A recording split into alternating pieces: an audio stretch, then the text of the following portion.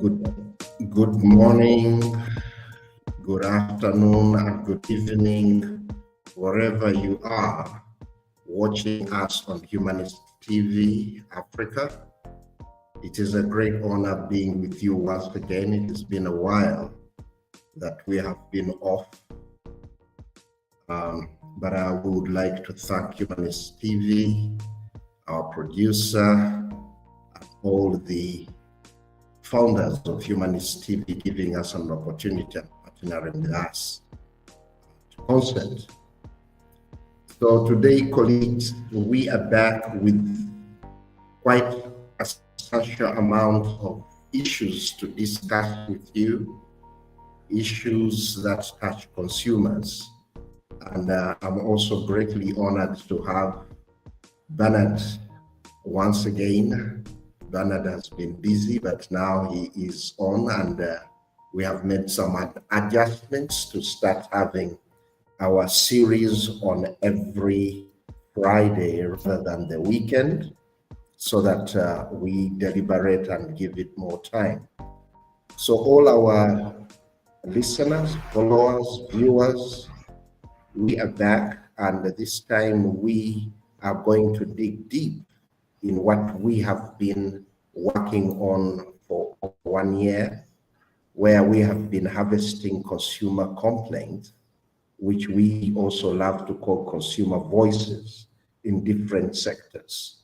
So today, we would like to give you an overall kind of the consumer plight in its overall, and we are getting this from empirical evidence that we have been collecting from over 12,000 consumers in Uganda. So the Uganda case can easily relate to you wherever you are. So we are greatly honored to have you on this Humanist TV Africa series, where we are sharing the plight of consumers with regards to goods and services delivery and using the Ugandan case. So I would wish to give the opportunity to Bernard to say a few words, and then we will start the series for the next over 48 minutes, over 58 minutes, sharing with you issues that touch our daily lives. Bernard? All right. Thank you so much, Henry, for the introductions. I'm glad that we are back again to discuss aspects that are related to so many things that people don't take seriously, and yet actually they affect the quality of the businesses that we do, but also they affect the well-being of the people that we serve. So we are going to learn that the consumer is basically supposed to be at the center stage of business or service delivery of anything that you do. At the end of the day, if you're making a product, it has to go to the consumer, who is going to give you the money for that. So the consumer is usually the determinant of whatever we are doing. And so it is very important that we keep getting feedback from them, so that the feedback we get from the consumers can actually inform quality business. How are you going to improve your business? You cannot improve your business unless you get feedback from the people who are actually benefiting from the service or from the goods that you're actually offering. So as a consumer protection agency, we're so much interested in gathering consumer issues so that we can actually table them to the responsible entities, and so that they can be used to actually improve the status quo of goods and services. So for the last 1 year, we've been collecting consumer voices on different aspects. And of course, we've been looking for consumer issues from services, but also goods.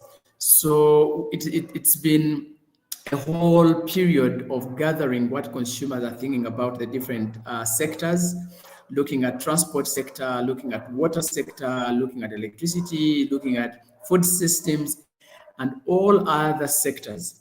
So for the last 1 year, we were able to go to the communities down there, meet with consumers, speak to them, give them a platform to actually submit their voices, submit their complaints, if any, so that we can actually build a case and also inform the people who are responsible. So this morning, allow us to share with you a few highlights of what we actually found out and what exactly the consumers are speaking about these different subjects. So we shall dive now into the presentation. Of course, this is a case for Uganda. We were able to traverse the whole country, I would say. I think more than 50% of the regions were covered during the course of this exercise, trying to make sure that we capture complaints from our people. So we went through all these areas, all the cities and the different districts in this country. So what we found out was that we were able to harvest complaints from about 11,154 people. These are the individuals who freely came up and spoke out about the issues and the gaps, the challenges that they meet while accessing goods and services. So we see that out of the 11,154 people that actually complained, we learned that actually majority of them were men. We're talking about 56% of them being male, while about 44% being female. Now, what do we realize here? We are actually learning that in terms of gender, whereas Uganda's population is more dominant by females, it's men that actually easily complain, or they are easily accessible. And of course, that can be rooted to the cultural norms. You know, some of the areas in Uganda, we learned that women are not even owning the phones. Those who own them, many of them don't have actually smartphones. And even some of them who own them actually do not know how to use them. So at the end of the day, a little bit, there is a gender divide still existing when it comes to sharing of information between male and female. But the other was that, you know, every time you're collecting these complaints, the women are more busy. You know, they're in the markets, they are busy in their homes. So it's a little bit difficult to get women to freely give you time and register their complaints as compared to men who have more time, and so they can easily share their issues. So we see that there's still need for us to engage women to freely participate in things that actually matter to them and in things that can actually improve service delivery, because they are the most individuals that are in service, in the service sector. They're the ones selling in the markets, they're the ones buying the things, but they're not willing so much to actually issue out or share out their information. So I think this gender divide has to be worked on as quickly as we can. All partners, stakeholders, we need to think about how do we bring on board the women to be able to freely compile their issues, speak out, you know, something of the sort. And also the other interesting thing with this data is that we realize that majority of the complaints were actually picked from the youthful age. That also, of course, is tagged with the fact that Uganda's population is high for the youthful age. So when you see the number of people who are complaining, there are more youth, people below the age of 35. And what also this means, most of the youth have the ability to complain, they are ready to complain, and they feel that there is something new that can come on board given their voices. If their voices are heard, they still have the vigor, the belief that things can actually change in their favor. Unlike the older persons, when they think that, well, we have complained before and nothing is changing, the situation remains the same, etc. So they are actually not changing. And because of that, we see that there is already something that we need to do, that services and goods have to be gender sensitive, but also the youth are more engaged in these things. So it's very important that we plan well for the youth and be able to move with them. So moving on probably to another set, we also reflect on the different services that we got data on. So this, what is on the screen basically shows us the categories of complaints that we actually received. So most of the complaints that came through were actually on services. We're talking about 64% of the individuals who complained were actually complaining about services, while about 19% of them were complaining about goods, but also have a category of people who complained about both the goods and services. So one would wonder why services are most complained about than goods. You will actually realize that for you to have a good, you must have had a service. So for example, if you're going to buy a cell phone in Kampala, you'll have to use transport to go there. So each and every person uses services to actually access goods. So the moment the services are compromised, it will actually mean that even access to the goods becomes a difficult thing. So that is why you would see that whereas 64% of consumers complained about services, less complained about the goods, because once the service is not right, then you cannot be able to access the goods. So that is why we see that kind of shift in the complaining about goods and services. But also what is very interesting is that you see about 1,900 people talking about both goods and services, having issues about the service but also the good, that the services are not good but also the goods are not very appropriate. So you find that there are those dynamics that we need to deal with. So let us dive now into the next the next issue, probably looking at now the segregation of the data in terms of goods and services. So when it comes to services, what were the most complained about services and what were the issues around goods? Now we learned that actually majority of the population that we interacted with complained about services around transport. The vehicles, I will dive a little bit into that, but about 31% of the total that we interacted with were bitterly complaining about the transport sector. Of course, also we have 30% of the beneficiaries or participants complaining very miserably about the communication sector. We shall go on to dissect each one of them a little bit later. But also we see complaints around electricity. 29% of the people in Uganda complaining around or about electricity services. Now, we also have people who registered their complaints around food systems, the market issues, the agro inputs, and etc.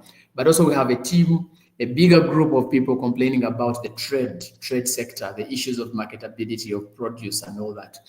Now, of course, not forgetting that about 2,000 people are complaining about health. People go to hospitals, there's no medicine, there are no doctors, there are no health workers, the sanitation is bad, etc. We have also that category of about 2,000 people complaining about that. We equally had about 2,000 people complain about water, the water sector, in terms of now access to water, response to water complaints, and etc. But of course, not forgetting that also we had 20% of individuals complaining about the education sector, the education system in the country. Basically looking at, okay, how are the schools, the infrastructure, the academic setup, the curriculum, the books, the materials required. All those complaints were harvested during the course of the year. So we're talking about collecting this data since October 2023 and October 2024. So this is as recent as last month. So this is the data we are talking about. And then in terms of goods, many people, we're talking about almost more than half of the complainants, they had challenges with substandard goods. You go to the market, you find only substandard goods. So we're talking about 57% of complaints around substandard products. And then also we have about 41% of the individuals complaining about price, the price fluctuations. Today, you're selling a kilogram of maize at 2,000, and then tomorrow, just tomorrow, you see the kilogram has reduced to 1,500. And then the other day it's now at 1,000. Only by the end of the week, you're buying it at 700. So the price fluctuations are actually frustrating people, especially those who are in business and in agriculture, etc. But we had 19% of the community complaining about counterfeits, a lot of counterfeit products on the market. And that means that you go to the market and you only find products that are really fake and they're not meeting the standard, but they're the ones there. And what happens is that these are well packaged commodities. It's until people reach home and they open them and then they realize they're actually counterfeit. So these are some of the issues that were coming out. But of course, also we have people who complained about the poor service in which the goods are being sold. And of course, we had also another fraction of people complaining about the expiry products. So you can't buy something and you think it is okay, maybe they haven't even rebranded it, and then you reach home, it's actually expired, and especially around food products. So let us move on now to look at the services, exactly what were the issues around the services. And to begin with, we want to quickly look at the transport sector. Remember, I mentioned that the transport sector was having the most complaints. So most of the community members complained around this subject of transport. And what were the issues? So the issues are highlighted up here in this slide so that we can be able to follow through and see exactly. But majority of the complaints on transport were actually associated with overspeeding. If you read the report that we documented, it has issues. So first, go a little bit behind where we're coming from so that I can be able to explore that graph. So in looking at overspeeding, 65% of people who complained on transport were actually raising issues of overtransport. And what was happening with overspeeding? Most of our drivers are overspeeding, and this is one of the risk factors. There's so many accidents in this country. So overspeeding has led to death of so many people who were not actually supposed to die. And what we see as a gap is that we have traffic police on the roads. We haven't these posts on the road, the road signs and all this, but there is no enforcement. Even by the individuals who are driving, they're taking lives of consumers at stake. Now, the question is, how often do us, the consumers, complain whenever somebody is overspeeding? Imagine you're in a taxi and you're 14 or 15, and then the guy is overspeeding 140 kilometers per hour. How many of us raise up our voices and say, hey, we still have families to take care of, we have children to look after, we still need our lives? Most of the accidents in this country are preventable, they are very avoidable, but because of the overspeeding aspect, many of our people have actually perished. There is a scenario that we documented in this report of one of the complainants who told us that she lost her two parents. Now, they were traveling in a taxi, and the taxi, there were only 4 people. And then the taxi was just running very fast so that the other taxis which are behind it do not take on the customers on the road before them. So they were overspeeding just to catch up with the customers who were ahead, in the name of fearing that other taxis which are behind would probably take on the customers. And they landed into a truck, and all of them perished. So this person was giving us this complaint, bleeding how they lost their 2 parents just because of the recklessness of the driver, because of that overspeeding, which was not necessary. And surprisingly, it's something that we keep talking about, but how many of them have been arrested and we know that they're actually in prison? Sometimes someone is overspeeding, is carrying 15 or 17 people. They are speeding, get to police and pay him 2,000, something of the sort. So overspeeding has become a challenge in this country. We can also relate it. If you look at our country, we have so many refugees, but you realize that we have a lot of UN vehicles, and you hardly hear that a UN car has gotten an accident. Why? Because the drivers are well trained and they are driving maximum speed, 100 maximum, on a road that actually is very smooth, or even less. They haven't gone ahead to put trackers in those cars so that even when you're overspeeding, the car will lock itself. But how can government enforce some of these things so that actually our people are saved? So overspeeding is an issue to the drivers. We even don't know whether police is interested in creating awareness or even arresting those who are culprits of overspeeding. The other concern was about the motorcycles and the vehicles that we have in this country are in poor mechanical condition. We keep asking ourselves a question, I as a consumer, how do I determine the kind of vehicle that I'm actually going to use? Why should I enter a car, for example, which is in poor mechanical condition? I am seeing it. For example, you see a vehicle, a taxi, and the taxi doesn't have a door, or it doesn't have glasses in the window. So why would you enter that taxi? These are the questions now we keep asking ourselves. But also consumers are aware that the cars are in bad mechanical condition, but they also know that in the same location, there are vehicles which are better and which are in good mechanical condition. So we need a lot of awareness on how do I choose a vehicle to go in. But also, whenever a car, very good, thank you for sharing that. Whenever a vehicle is in bad state, how can we arrest the owners, or how can we take off these vehicles off the radar? And they go off completely because they put the lives of consumers at stake. Just to imagine you enter a taxi and only to realize that the seats in the vehicle are actually tied by ropes. Just to imagine such a vehicle that you're seeing in that picture. Why, as a consumer, would you, for heaven's sake, enter in that car? Why would you go to a motorcycle which is dirty? Why would you go to, because by the time you enter, you've seen. So we are trying to advise our colleagues, all of us as consumers, to be responsible for our actions because they can land us into trouble.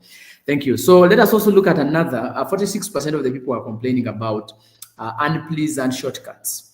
You see, in our country, what happens is that when a taxi or a bus is carrying passengers and then they keep dodging the main road and they keep on passing in very weird places. So we came to realize that sometimes most of the drivers who want to use weird shortcuts, they don't have permits or they have expired licenses, driving licenses. So for them to be able to dodge the traffic police on the road, they have to pass in shortcuts where actually police is not, they are not able to go.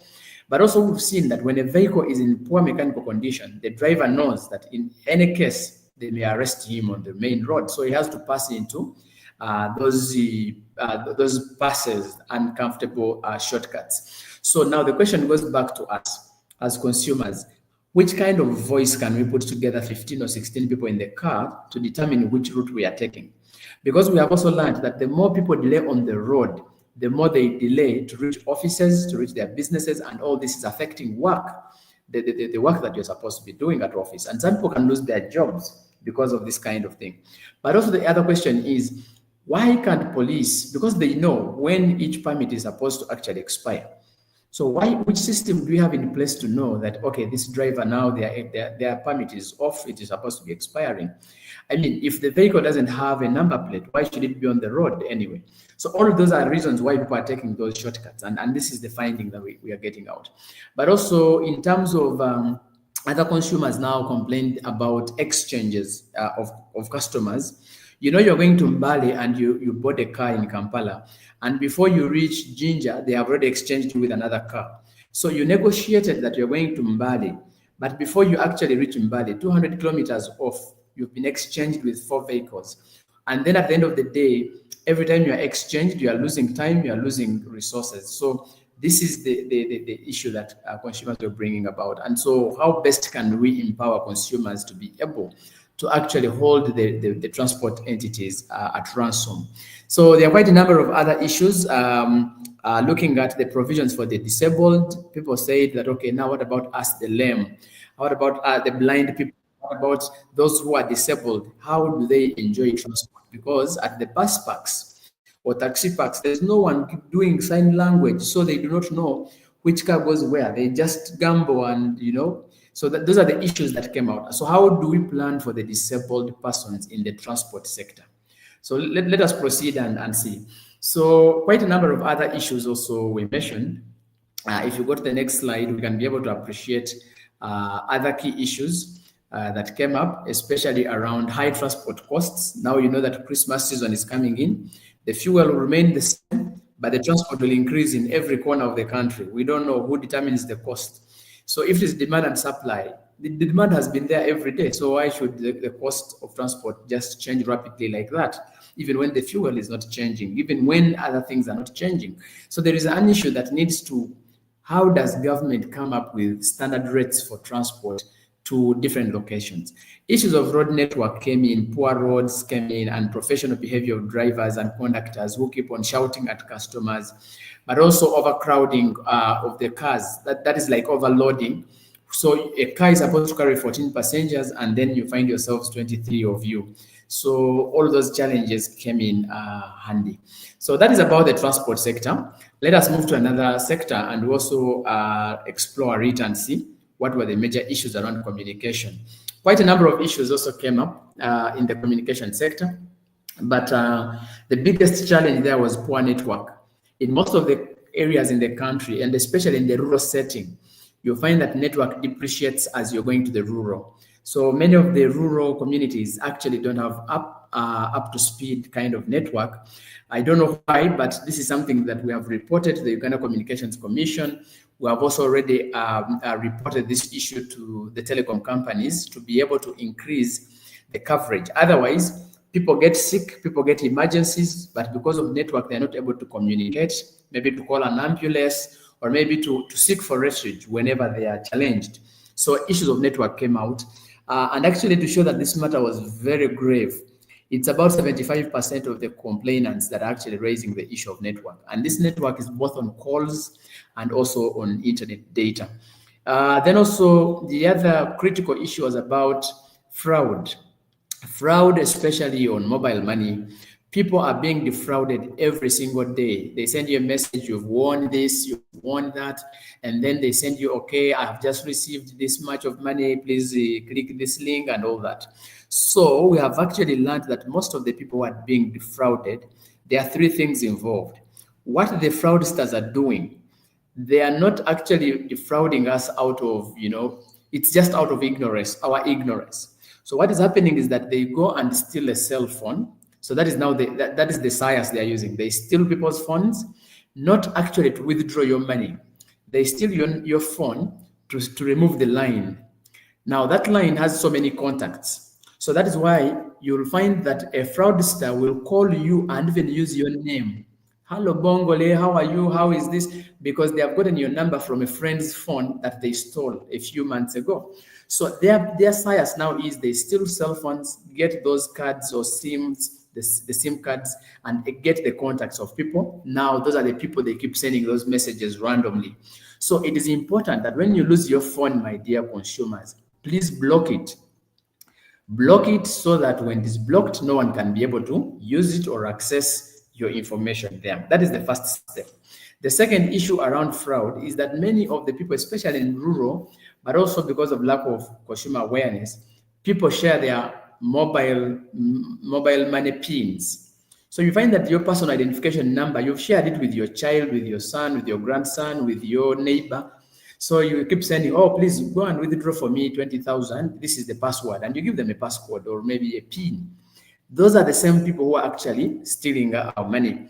Now, the people who are in your villages and maybe they are running mobile money, they already know your pins. So many of the times, your children, your relatives, your friends, and all this, they're the ones stealing our money. The latest case we had was for a husband and a wife. The husband was busy looking for school fees for children, and he got someone to borrow him some money. In that night, the wife sent the money from the husband's phone to the mother-in-law. Now, the guy was looking for the money and nowhere. He went to MTN to report and only to realize the money was actually sent to the in-law's number. So who sent the money? Probably the wife, because she knew the password. So it is also good that if you're a consumer and you have no option than to share your PIN, the moment they make a withdrawal or a transaction from your phone, please change the PIN, because all those options are available on MTN and Airtel and each of the lines that we use. So people are being defrauded just because we actually don't know. We share the pins, they steal our numbers, and we keep quiet and we don't do anything about them. And then three, the other case of fraud has been that people have not participated in, for example, in some promotion, but they keep saying, oh, you've won 2 million shillings, please now first pay 100 so that the money matures, but you did not participate. So it is very important that the consumers take very keen interest in ensuring that actually they are able to participate in some of the things. And also we encourage that Uganda Communication Commission and also the telecom companies should sensitize people about this, how to prevent fraud and how to be able to actually move on. Now, there are people who send money unknowingly or knowingly, but then the money goes to another number. MTN and Airtel have provisions of reversing that money back to your line as long as the other person has not withdrawn it. So these are some of the things that we need to teach our consumers as entities that are actually working with communication. How are we sensitizing masses on how to do transaction reversals and all this? So there's a lot of advocacy work that we need to do. Other people complained, about 58% of the people were complaining about unexpected charges on their phones, on their accounts. So you wake up and there is a charge that they have cut off from your mobile money and all this. So we came to learn that actually some people get loans, online loans, using their numbers and they forget to pay them. So by default, the system keeps on deducting as long as you actually signed off their terms and conditions. Now the question is whether our consumers are even aware that they took a loan, whether the consumers are even aware that actually there are loans online, but these are the provisions. We don't know whether even the consumers have read the terms and conditions. And so people keep complaining there's an additional charge and all this, but probably because they do not know under what circumstances those charges are being levied. So it would be nice that our communication sector providers have to provide thorough information on some of these aspects. And then lastly was about the customer care services at the telecoms and also UCC. So what is happening is that someone gives a call to the telecom because they want to complain, but it takes about 10 minutes and the phone is ringing and they're speaking English to you. There is an AI system they're talking, and then the person gets lost. Two, whenever they call, and sometimes they are lucky to be picked, you hear they're not even picked. They say all our care service providers are busy. Now, the consumers expect that when now you get free, you have to call them back. Unfortunately, that doesn't happen. Then two, whenever people walk there, they say that, okay, the customer care services seem to be dwindling because people are not given attention. Sometimes they're given AI gadgets to speak to them, and AI is not understanding this Uganda, etc. So those are some of the issues that came up very prominently when it came to communication. Let us proceed also and appreciate other issues. Of course, there were issues to do with data drainage. People say that now these days I buy my 1 GB of data, but then in just a few minutes it is drained. We have also learned that now most of the data gets drained because it's really not that they are cheating us on data. That one we are still investigating where exactly the issue is. But we are learning that most of our consumers, first of all, they leave all their apps running, and each of the apps is actually taking data. So the background apps are taking data and the consumer doesn't know. And then you see a consumer going in the night to sleep and the data switch is on. They have not switched off the data. So everything is running on data. So at the end of the day, your 1 GB, you put it up a few hours ago and then it has disappeared. So the question is whether the telecoms have actually sensitized the people about how to manage their data. Now, there are some of us who are on WhatsApp groups. You are on 15 WhatsApp groups, and there is this heavy video that has come on and is saturating all the groups, and your phone is downloading that one video about 15 times. So at all those things keep on swallowing people's data, and people are not aware. So these are some of the things we found out, and of course, we dived into understanding why people's data is actually running. And of course, there's so many other things to do with. People think the cost of the internet is high, and we have already presented this to UCC, but also we have already presented it to the telecoms. There are also issues to do with the poor customer support and service disruptions. Sometimes you're in the middle of something, network disappears, and so you're not able to make a transaction. But also, there are slow and unreliable internet speeds, especially in rural settings, where the internet is there, but very, very slow, extremely slow, and that can prevent people from accessing information. Let us move to the next and appreciate the next sector. So here comes the sector on electricity. We also tried to dive into getting complaints around electricity. And of course, one of the biggest issues that were reported on electricity was something to do with frequent power shortages, outages, or blackouts, or power disruptions. So you find the whole village has no power for 3 days, but people are running businesses. Someone has a saloon, someone has a welding point, someone has a business that requires refrigeration, and the power goes off for 3 days. How do you expect them to run business? We have tried to report this to the Electricity Regulatory Authority just to enforce how do we ensure that electricity supply is consistent, even in the rural areas. People have run away from business because of unstable electricity. Because the electricity is not consistent, someone feels that if I invest in such a business that requires electricity, then I'm going to make losses. And by the way, we are talking about 72% of the community reporting about frequent power outages or shortages in their places of work, but also in the places where they live. Now, you can imagine if it is an office and you have an office in a particular place with unstable power, people in office need power 24/7. People need to charge computers, phones. People are running campaigns. People are actually supposed to be internet-wise as well. They have to be online. And you realize that most of these online things depend on electricity. Now, if you are spending 3-4 days without electricity, what are people going to do? So those were complaints that really came out, and they are vivid. And also we saw that consumers think that the bills for electricity are very high in such a country where we are the ones producing power. The electricity is ours, we are the ones producing it, but the cost is higher than other neighboring countries as compared to the producer. So people are complaining about why would a unit of electricity be costly in Uganda, where we have more than one dam that we are actually generating our own electricity. So it becomes a little bit challenging to our consumers. Then they are no longer able to buy electricity. And now in a setting such as this, where we're talking about climate change, where people are supposed to reduce the cutting of timber, the tree, the charcoal, and all this. Now, in situations where 70% of the people are not able to afford electricity, how will they cook then without charcoal? It certainly means that people will go for charcoal because it's cheaper. People will go for firewood because it's cheaper. They don't have electricity. Even when the electricity is there, it is expensive. And even when it is expensive, the outages are high. So people cannot be able to use electricity in this country for some of those things, which actually affects the issues of climate justice. And then, of course, we also had complaints about the delayed responses to service requests. Someone pays water, but they take long to receive feedback from rather a token. They pay for electricity and they take long to get a token. Even when they get a token, you have to call back the meme guide has failed to enter the phone, and all this. All those are challenges that were reported on Yaka meters and all that. So let us proceed and appreciate other sectors, and also we look at what were the other issues around electricity.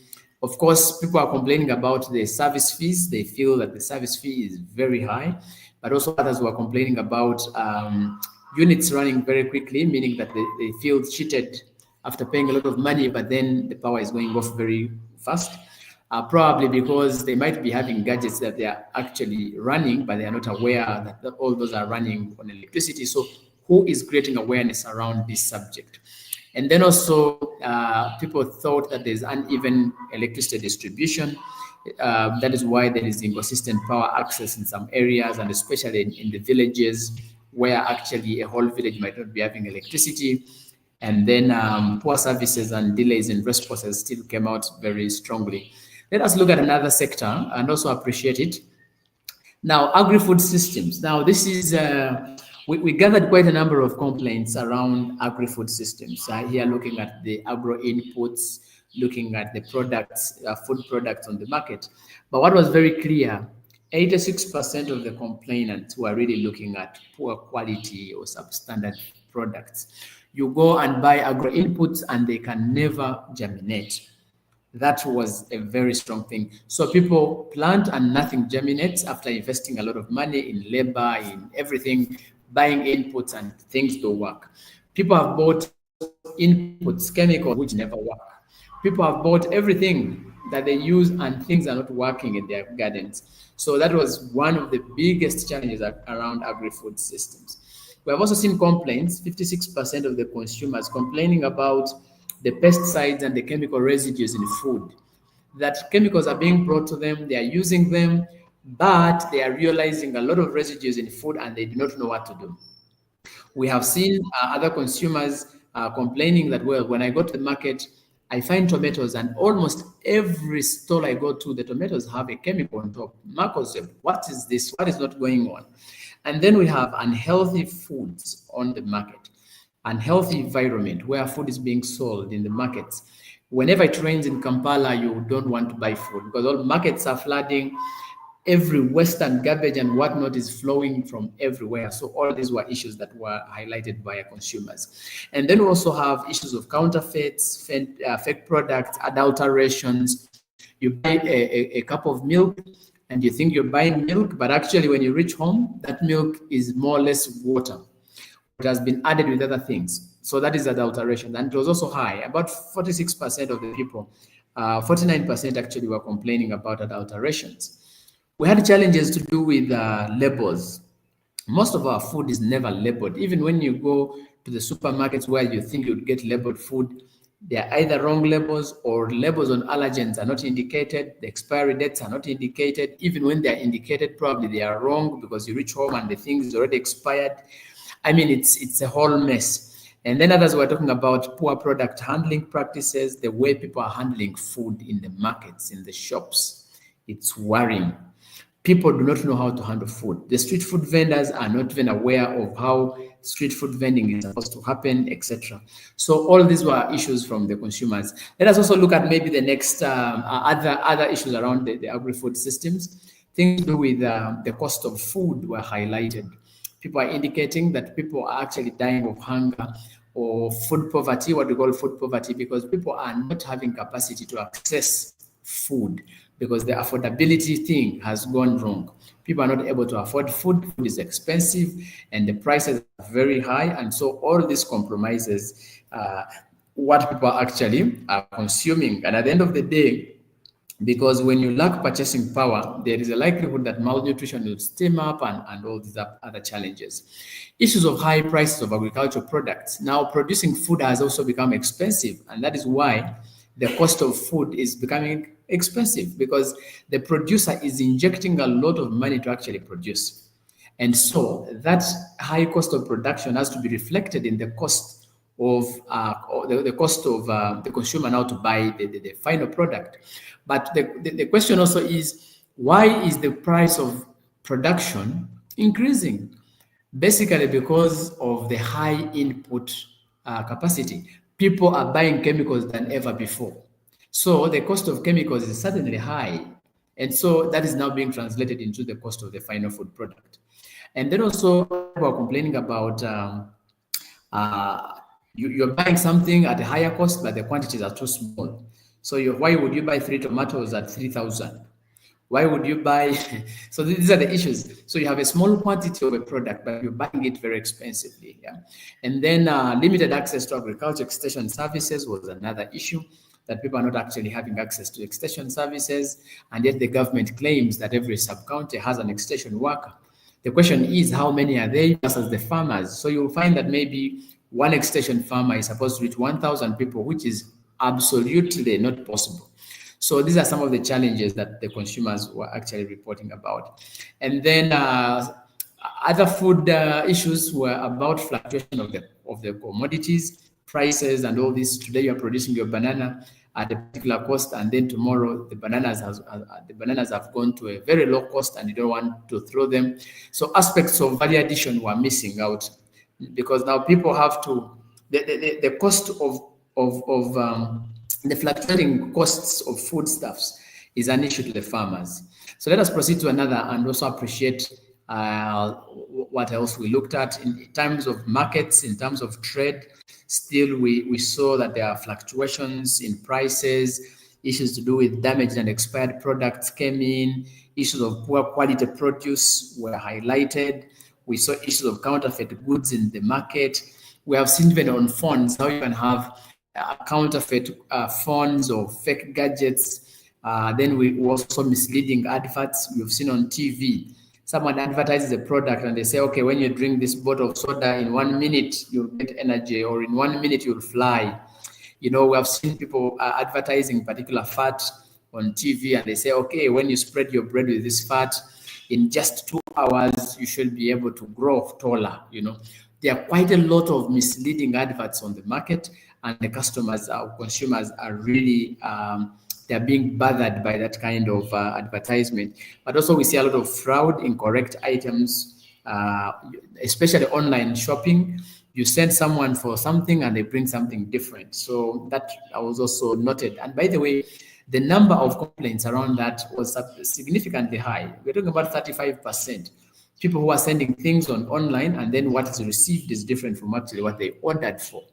These are all challenges that were actually highlighted. And then also there were issues to do with delayed delivery. You order for something and they say it will come in 24 hours, but it takes about 72 hours before it actually arrives. So if you needed it urgently, by the time it arrives, you've given up on it, and so you've moved on. Let us look at the next and appreciate what are the other issues.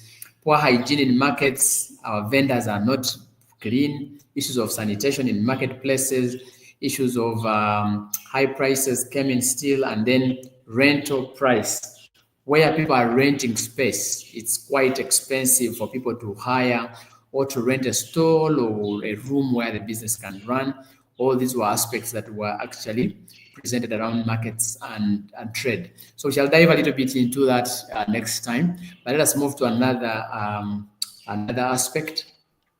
Well, so we had also other complaints around Well, these are some of the pictorials, really. So the day we shall dive into markets, we shall be able to dive into how the places where people are preparing food, where meat is being sold, where meat is being transported, the products on the market.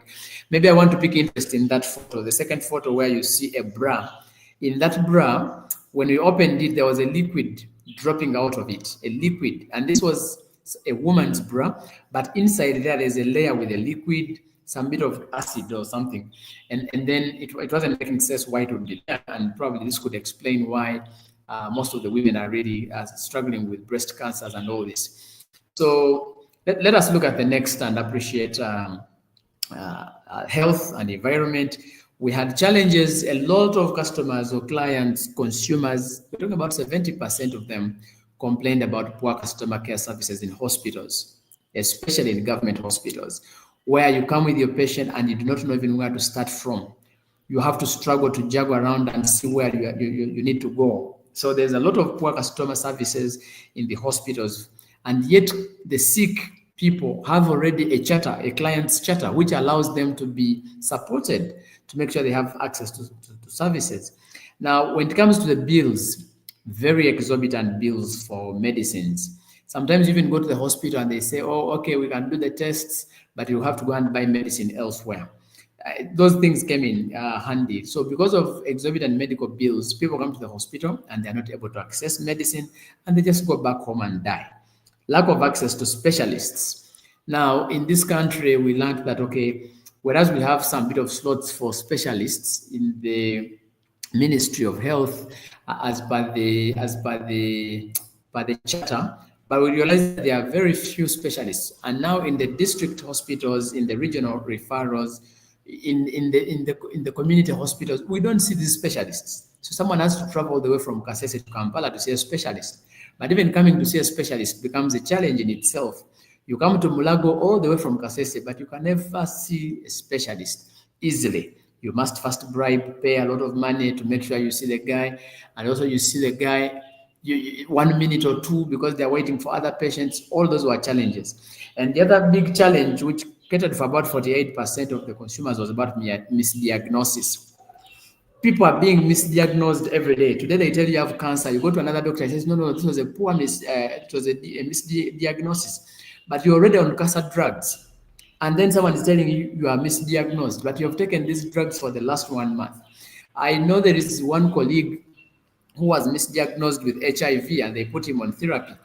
Now, 2 months later, when he came back for review, they said, no, you have never gotten any HIV anywhere. But the person had been taking medicine for HIV for 2 months. So there's a lot of misdiagnosis happening. And whenever it happens, where do consumers go to report some of these cases? Then also we had limited information on medicines before giving them to patients. A doctor just gives you a prescription, take 3 times 2, and you go. But you do not know under what circumstances you have to take this medicine, what is the name of the medicine, how am I supposed to swallow it, am I supposed to take it alongside the meal or on empty stomach. People are not given prior information, even on why they are given particular medicines.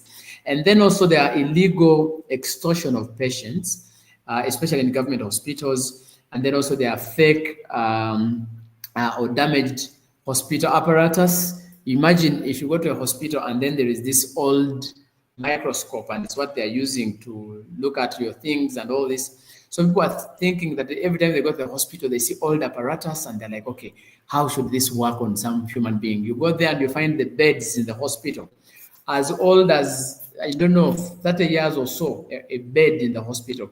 So you find that patients are really not comfortable in these hospitals. But also we saw improper waste disposal. Just imagine in a hospital where people are sick, and then the sanitation, the hygiene, the waste disposal there is worrying. So it's an issue that consumers are raising. A hospital is supposed to be an exemplary place where you see hygiene and sanitation. But you reach the hospitals, the toilets are dirty, the washrooms are dirty, the wards are just messed, etc. And then also we see air pollution in the hospital setting. People are complaining about water pollution in the environment where we live. People are complaining about limitations of the disabled persons. In the hospitals, if you go there and you're not able to speak, it's very rare that you'll get an interpreter. people who don't see, people who don't talk. How do they communicate in the hospitals where we don't have interpreters? All these were the issues around health and environment. Let us proceed and look at that. Some hospitals, of course, don't have medicine. You go there and bounce like 3-4 times, and so you go back home and die. The medicines are not there. Poor sanitation came up again, inadequate medical equipment. So you come to the hospital, but they tell you first go and get a scan from outside the hospital, then you come with the results. So if I have come to the hospital where I expect to do a scan, now the hospital is sending me away. It's a little bit challenging. Poor waste management issues came in and limited access to healthcare. All these were challenges. So you can see the environmental pictorials, how waste is being deposited everywhere, a lot of mess. Let us proceed, please. In the next 5 minutes, let me just look a little bit at water.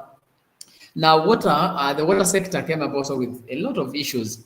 So 79% of the people are complaining that water in their areas actually disappears. So there is water outages. The water just goes off. And so you don't know what is not happening. There was no notification of that, but the water has gone off.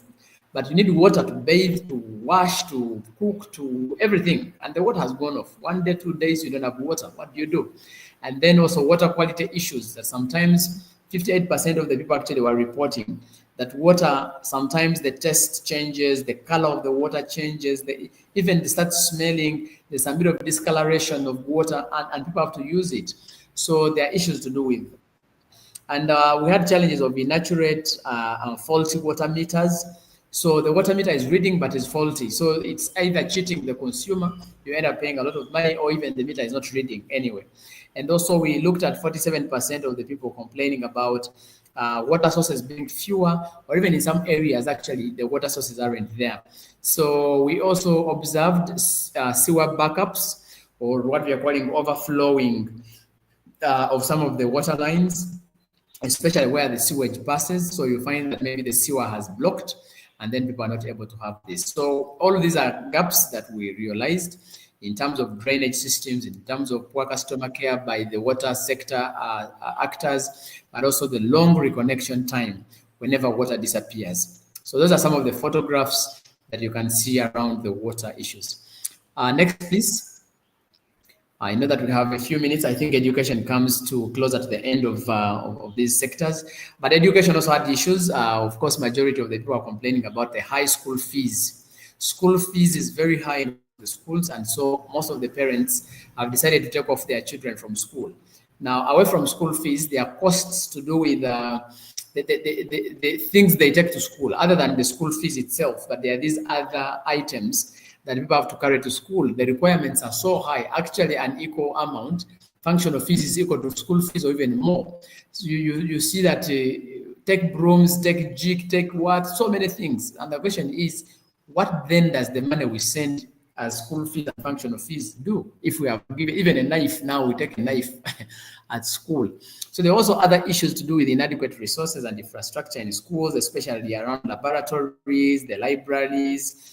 Things are inadequate in most of our schools. When it comes to curriculum, people think that our curriculum is very poor. It's more of theoretical than actually practical.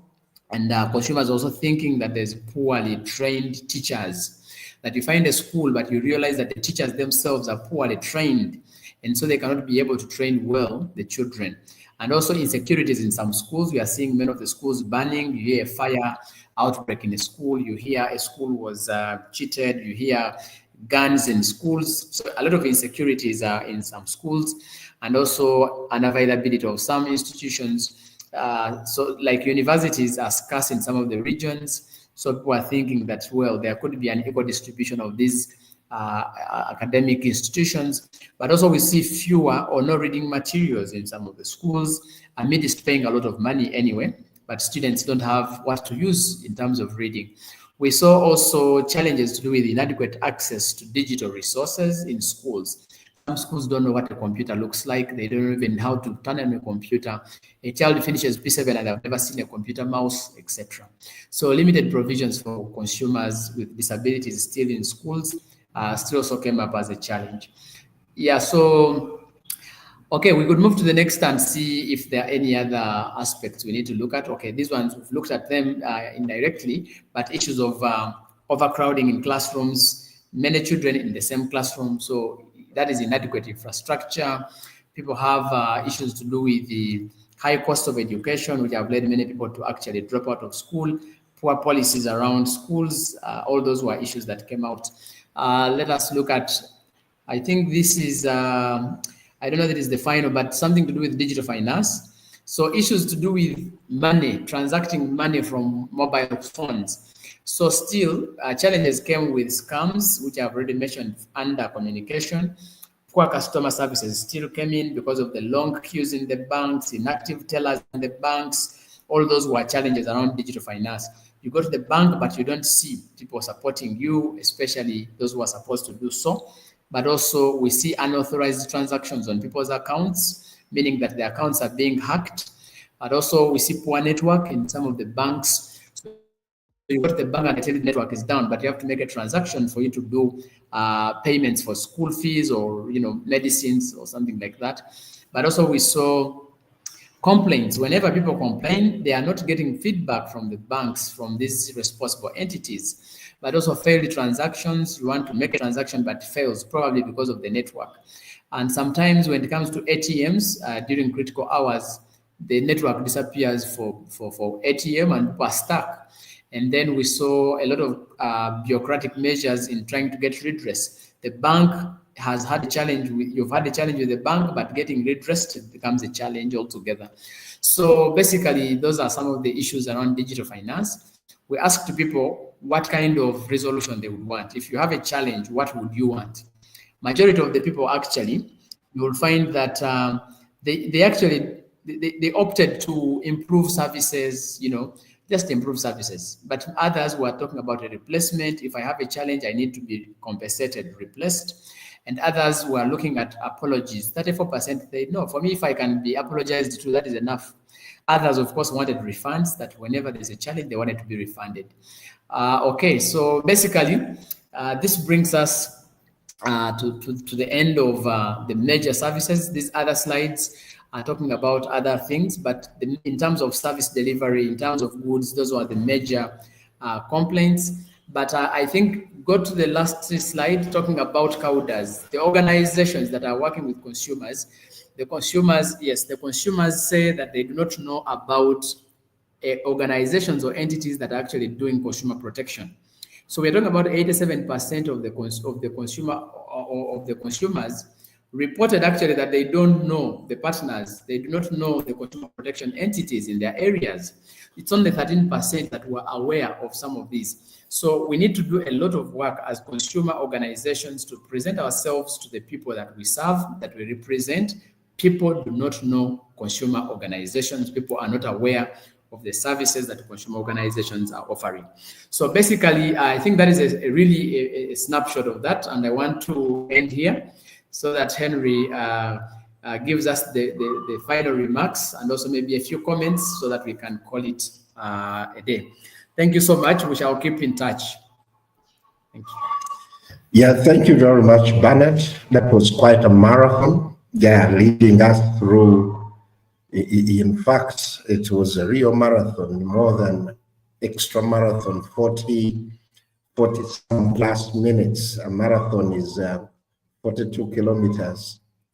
And here if each minute was a kilometer, you run an extra marathon. So, but I would like to thank you very much for leading us through all these consumer issues.